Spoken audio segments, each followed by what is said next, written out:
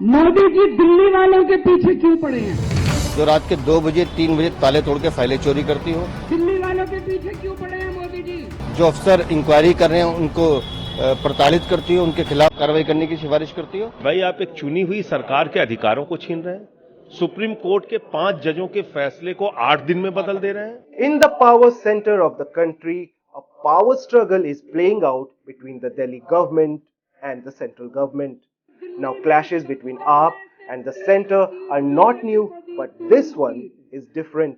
It will decide who controls the bureaucracy in the Delhi government by virtue of taking decisions on the transfers of babus. In this explainer, we will tell you what the Delhi ordinance is and why it is controversial.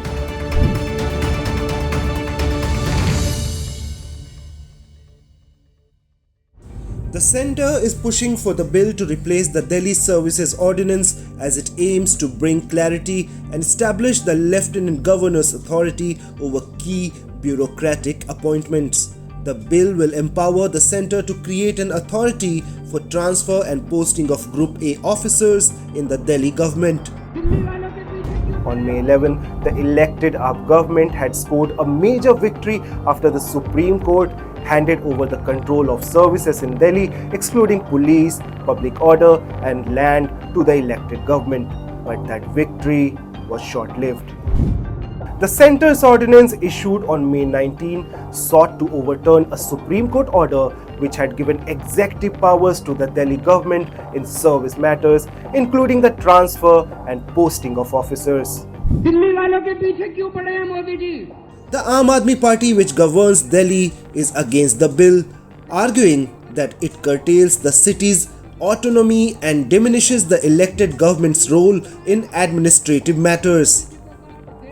The issue remains a point of contention between the centre and the AAP-led Delhi government. और मैं पूरे देश के लोगों को बोलना चाहता हूं, ये मत सोचना कि ये केवल दिल्ली वालों के साथ हुआ है। मुझे अंदर से पता चला ये मोदी जी का पहला वार है। ऐसा ही अध्यादेश, जो अध्यादेश आज दिल्ली में पारित किया गया, जिस अध्यादेश के जरिए दिल्ली वालों की ताकत खत्म कर दी गई, इस अध्यादेश के जरिए, जिस अध्यादेश के जरिए दिल्ली के अंदर आज तानाशाही लागू की जा रही है, कल यही अध्यादेश राजस्थान के लिए लाया जाएगा, कल यही अध्यादेश पंजाब के लिए लाया जाएगा, कल यही अध्यादेश मध्य प्रदेश के लिए लाया जाएगा, कल यही अध्यादेश महाराष्ट्र के लिए लाया जाएगा। इसे अभी रोकना पड़ेगा, सबको मिलकर अभी रोकना पड़ेगा दोस्तों। The Bharatiya Janata Party has welcomed the ordinance, alleging that the Kejriwal government has been intimidating officers and misusing its powers following the Supreme Court verdict on services matters. Delhi BJP President Virendra Sachdeva argued that the ordinance was necessary to uphold Delhi's dignity and safeguard the interests of its residents. Arvind Kejriwal को इतनी छटपटाहट क्या है? क्योंकि supreme court और पूरा देश जानता है कि ये ऑर्डिनेंस दिल्ली के बेहतर विकास और बेहतर प्रशासन के लिए आया है, वरना दिल्ली में या हिंदुस्तान में कोई ऐसी सरकार नहीं है जो रात के 2 बजे 3 बजे ताले तोड़ के फाइलें चोरी करती हो। जो अफसर इंक्वायरी कर रहे हैं उनको प्रताड़ित करती हो, उनके खिलाफ कार्रवाई करने की सिफारिश करती हो। तो सही मायनों में ये संविधान पीठ को भेजा जाना, हम उसका स्वागत करते हैं। The ordinance proposes to put in place a permanent National Capital Civil Services Authority. Now the Chief Minister will be the chair of this 3-member authority, but 2 bureaucrats, namely the Chief Secretary and the Principal Secretary Home, will also be part of this. The authority will be overseeing civil service officers in Delhi government departments, excluding police, public order and land. NCCSA decides on transfers, postings, disciplinary matters through majority votes. The Lieutenant Governor's decision resolves disagreements. AAP says this will create a scenario where bureaucrats within the NCCSA could potentially override decisions made by the Chief Minister.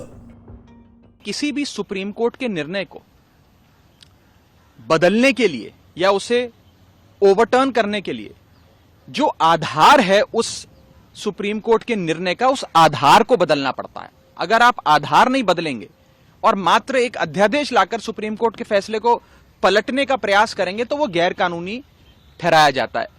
दूसरा कारण कि इस bill को क्यों नहीं introduce करना चाहिए, पेश करना चाहिए, वो ये है कि देश के संविधान के अनुच्छेदों को, आर्टिकल्स को प्रभाव देने के लिए या उसे पूरा करने के लिए, सप्लीमेंट करने के लिए या इफेक्ट देने के लिए ही कानून बनाए जाते हैं।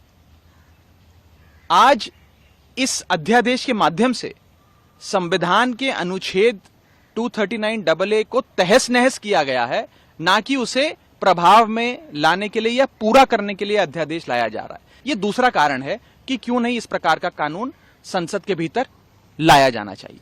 और तीसरा और सबसे महत्वपूर्ण कारण जो मैंने अपनी चिट्ठी में भी लिखा है कि क्योंकि अब यह नया अध्यादेश भी सुप्रीम कोर्ट के विचाराधीन है, सुप्रीम कोर्ट ने इस पे कार्रवाई करने के लिए फिर से एक 5 जजों की संवैधानिक पीठ का गठन कर दिया है और ये 5 जजों की कॉन्स्टिट्यूशन बेंच अब इसकी वैधता, इसकी संवैधानिक है कि नहीं है, इस पर गहन चर्चा कर बहस कर अपना निर्णय देगी। तो जब ये मसला जब तक सुप्रीम कोर्ट के विचाराधीन है, सब जुडिस है, तब तक उसे संसद में नहीं पेश करना चाहिए और उस पर किसी प्रकार की बहस या वोटिंग नहीं होनी चाहिए। Since the centre came up with the ordinance in May, AAP leaders have travelled to different states to meet opposition party leaders to shore up support to fight the centre in the Rajya Sabha, where the numbers game matters the most.